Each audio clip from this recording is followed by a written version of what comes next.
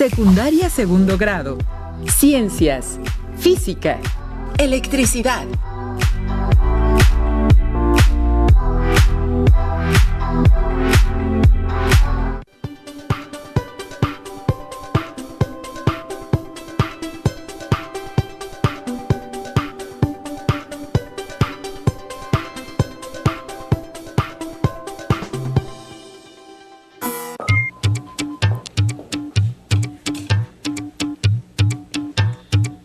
Bienvenidas y bienvenidos estudiantes de secundaria. Me da mucho gusto que nos acompañen en esta sesión de Aprende en Casa para la asignatura de Ciencias Física. Mi nombre es Leslie Mendívil y les estaremos acompañando en estas sesiones en las que realizaremos un repaso. Esto nos permitirá relacionar lo que hemos aprendido con los próximos temas que descubriremos junto con mi compañero Enrique Rodal. Gracias, Leslie. A ver, aquí está bien. Es un gusto participar en esta sesión. Ustedes que nos ven desde casa, no olviden usar cubrebocas, lavarse constantemente las manos y, si les es posible, permanezcan en sus casas para que pronto lleguemos al semáforo verde y regresemos a nuestras escuelas. Recuerden que si te cuidas tú, nos cuidamos todos. Para revisar algunas aportaciones que se den a lo largo de la sesión, los materiales que necesitaremos son los siguientes: cuaderno y lápiz o pluma, para que puedan anotar ideas principales, dudas o preguntas que les surjan a lo largo de esta sesión. Además, su libro de texto, para que puedan ampliar o comprender mejor el tema. Si ya estamos listos, comenzamos.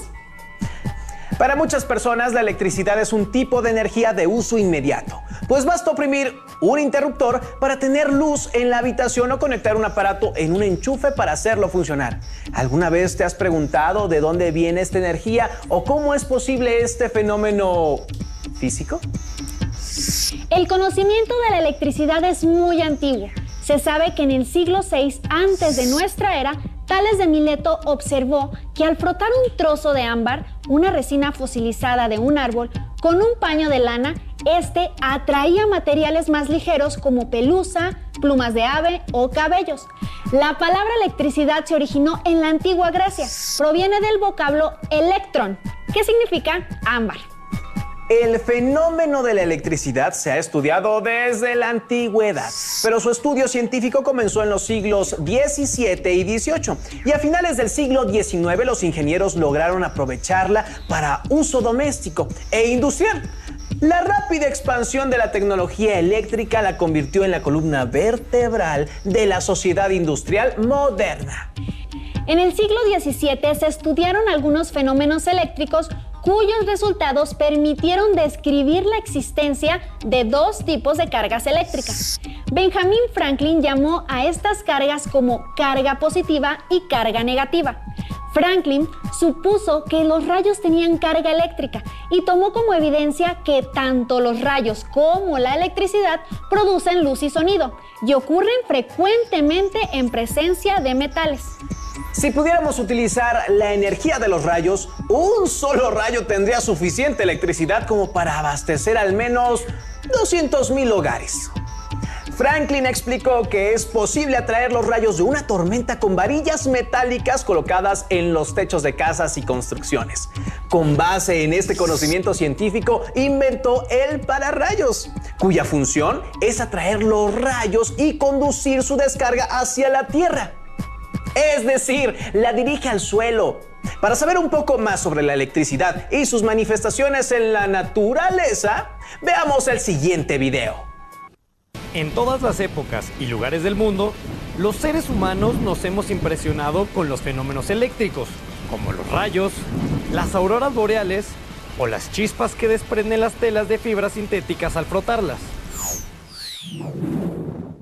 Veamos otro fenómeno eléctrico. Si acercamos un peine de plástico a objetos pequeños, podemos observar que nada pasa.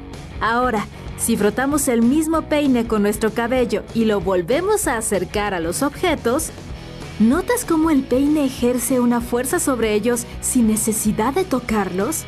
Esto se debe a que el peine se ha electrizado o cargado eléctricamente mediante el frotamiento. Recordemos que los cuerpos están formados por átomos. en cuyo núcleo hay protones con carga positiva y neutrones sin carga, mientras que en sus órbitas están los electrones con carga negativa. Por lo tanto, la carga eléctrica es una propiedad física que poseen todos los cuerpos.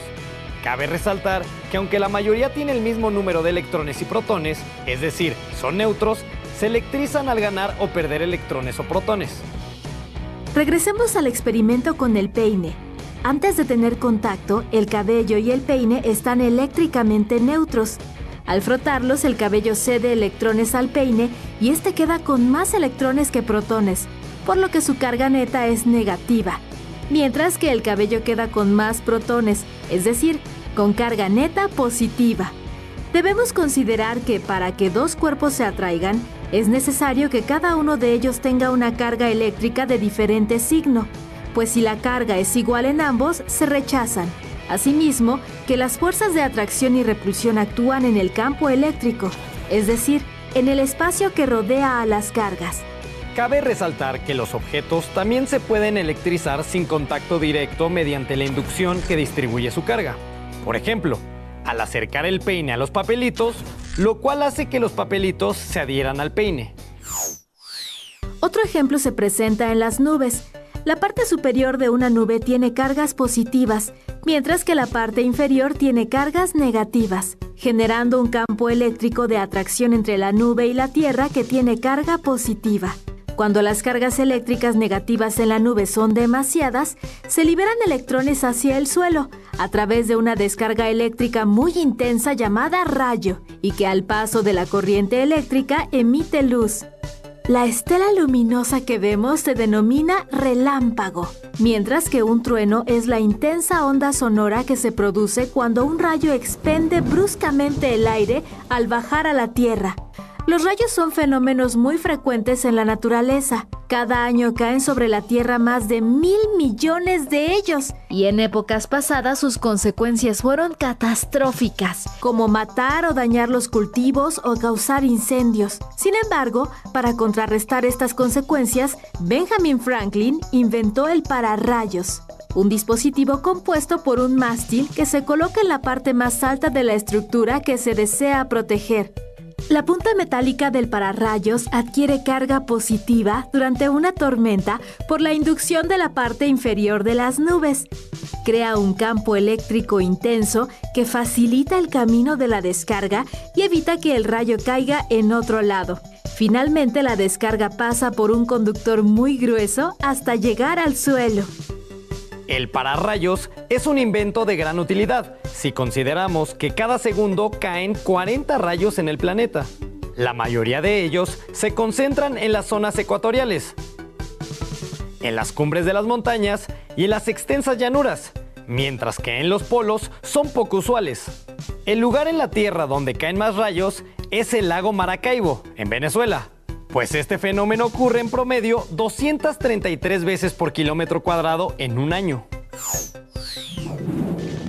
No cabe duda de que el estudio de los fenómenos eléctricos y de la corriente eléctrica ha impulsado el desarrollo y la fabricación de aparatos y equipos. Fascinante, ¿no? Hasta mañana. Los fenómenos eléctricos que hemos visto muestran una propiedad fundamental de la materia, la carga eléctrica. Los protones poseen carga positiva y los electrones negativa.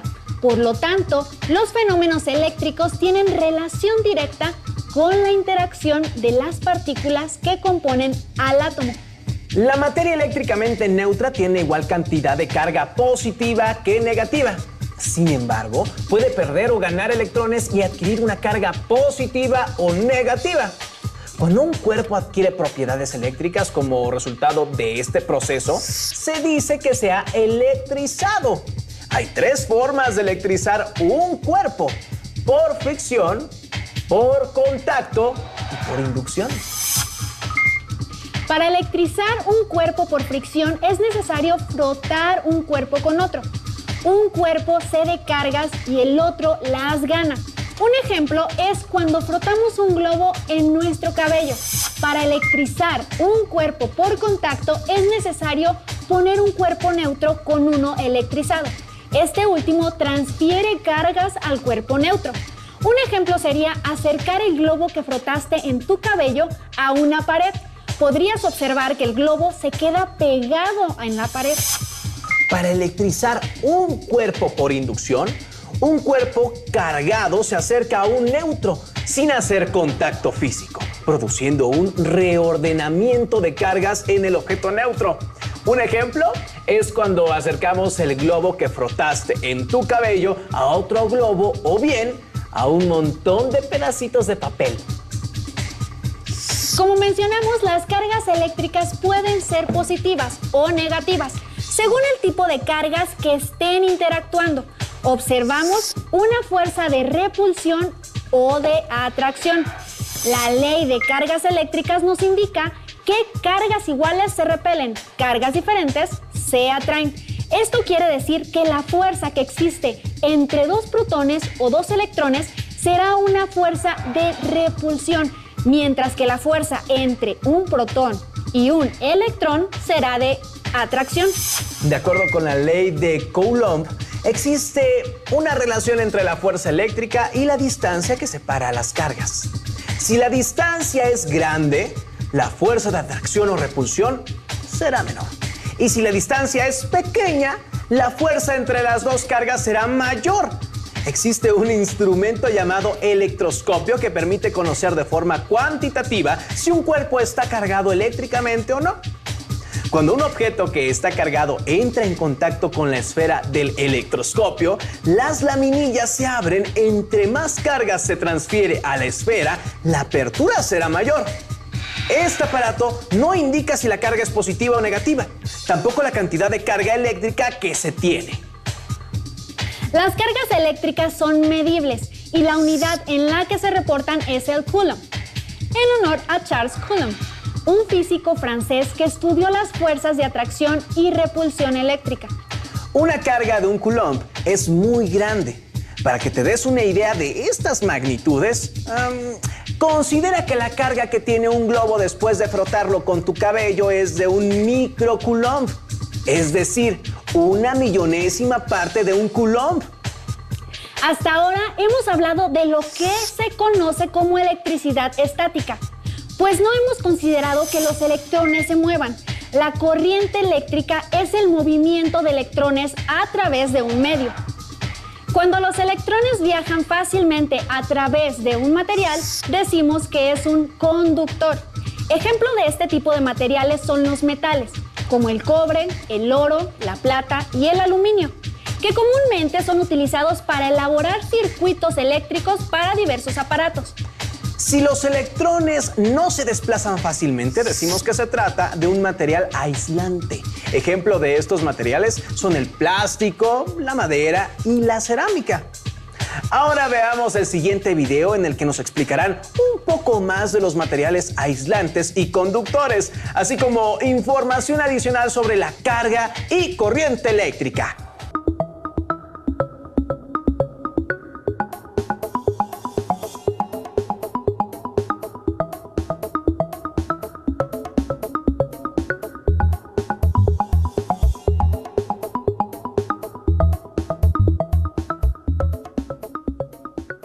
Cuando en una localidad se interrumpe el suministro de electricidad, se detiene el funcionamiento de todos los aparatos eléctricos.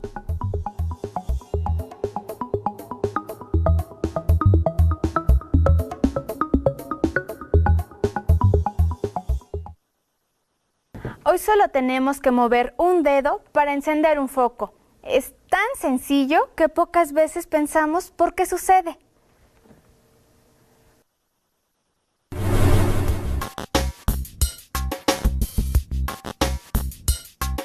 Ya a mediados del siglo XVIII se advirtió que la carga eléctrica se podía trasladar de un sitio a otro. A este movimiento de la carga se le conoce como corriente eléctrica. Pero, ¿cómo es este flujo?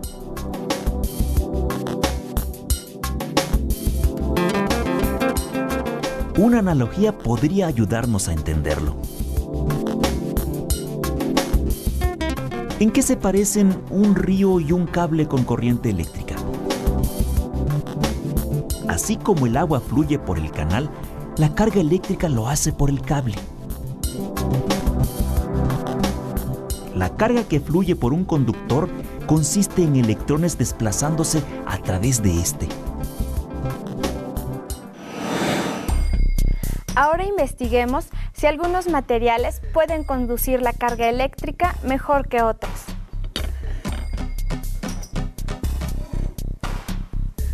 Si el foco enciende, es que el material que usamos para cerrar el circuito es un buen conductor.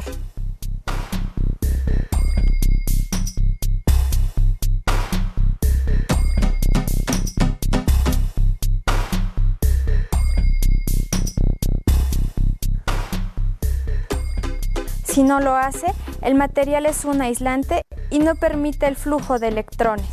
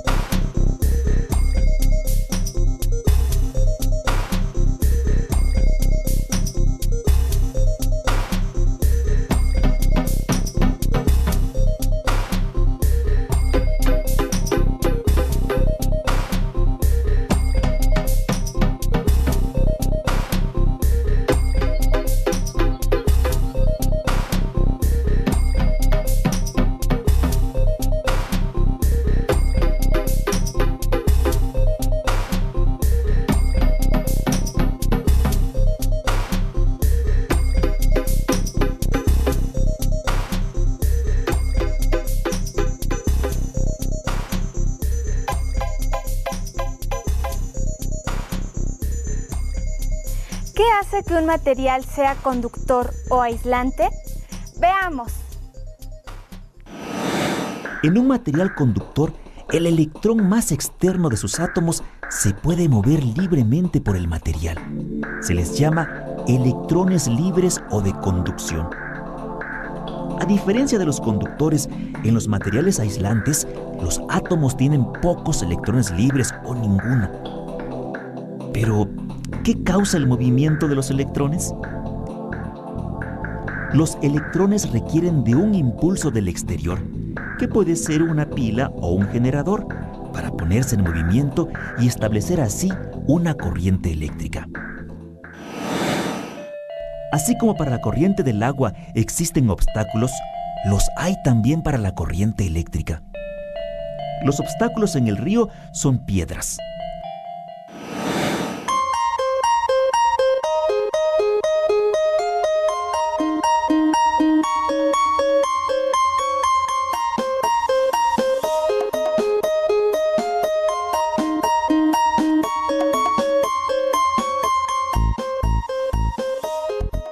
La corriente eléctrica son los átomos fijos del material.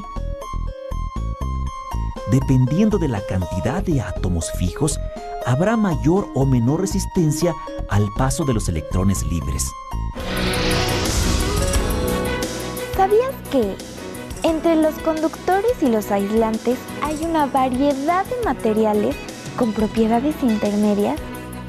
Así es, los materiales semiconductores se comportan normalmente como malos conductores, pero si se contaminan con átomos de un material conductor, tal como un metal, se manifiestan efectos muy curiosos. Por ejemplo, dejan pasar la corriente eléctrica en un sentido y la bloquean en sentido contrario.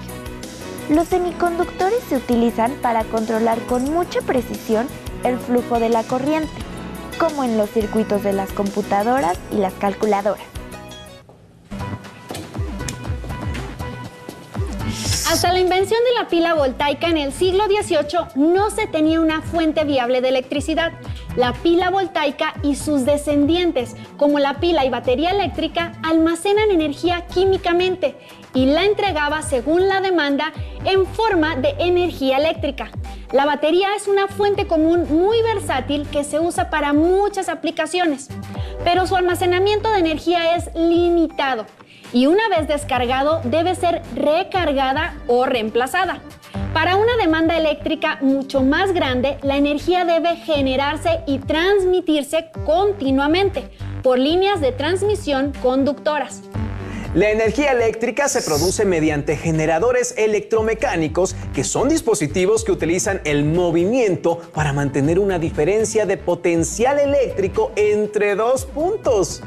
Es decir, se transforma la energía mecánica en eléctrica. Los conductores de electricidad ofrecen siempre una resistencia al paso de esta, por pequeña que sea, de modo que en el transporte se pierde carga eléctrica. A mayor distancia, mayor pérdida. Un aumento de tensión significa una disminución de la intensidad que circula por la línea para transportar la misma potencia.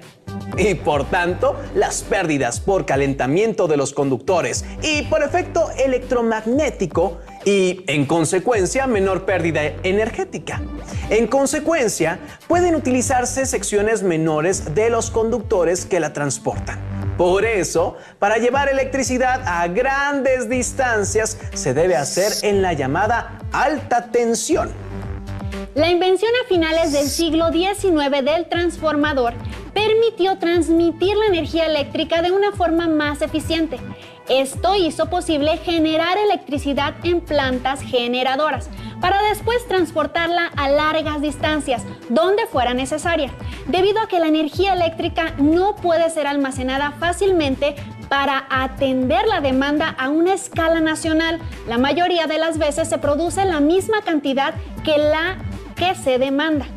Esto requiere de una bolsa eléctrica que hace predicciones de la demanda eléctrica y mantiene una coordinación constante con las plantas generadoras.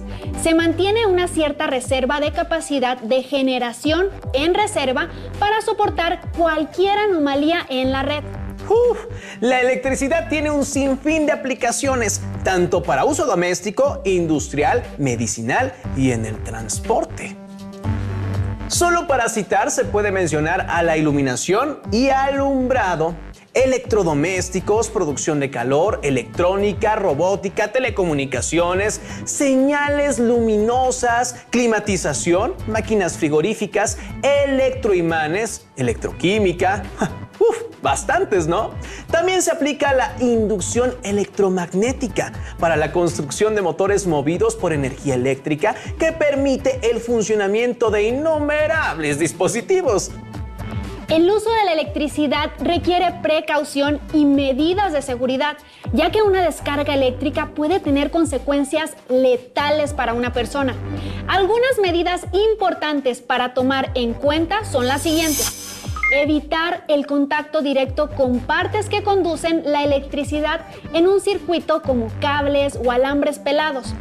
No sobrecargar conexiones eléctricas con muchos aparatos. No usar aparatos eléctricos cerca del agua. La energía eléctrica es esencial para la sociedad de la información, es decir, de la tercera revolución industrial que se viene produciendo desde la segunda mitad del siglo XX. Aparatos como transistores, televisores, computadoras, robots, el Internet, exigen cada vez mayores cantidades de energía, lo que está en el origen de la crisis energética y medioambiental y de la búsqueda de nuevas fuentes de energía, la mayoría con inmediata utilización eléctrica. Los problemas que tiene la electricidad para su almacenamiento y transporte a largas distancias y para la autonomía de los aparatos móviles son los retos técnicos aún no resueltos de forma suficientemente eficaz. Esperamos que esta sesión les haya sido de ayuda para retomar y recuperar algunos conceptos que ya habíamos abordado pero que no teníamos tan presentes. Recuerden consultar su libro de texto, así como investigar y resolver las preguntas que se realizaron a lo largo de esta sesión, para que puedan conocer más y resolver las dudas que pudieron surgir. Les agradecemos su presencia en esta sesión y a todas y todos nuestros estimados estudiantes los invito a encontrarnos en la siguiente ocasión. ¡Hasta pronto! ¿Está?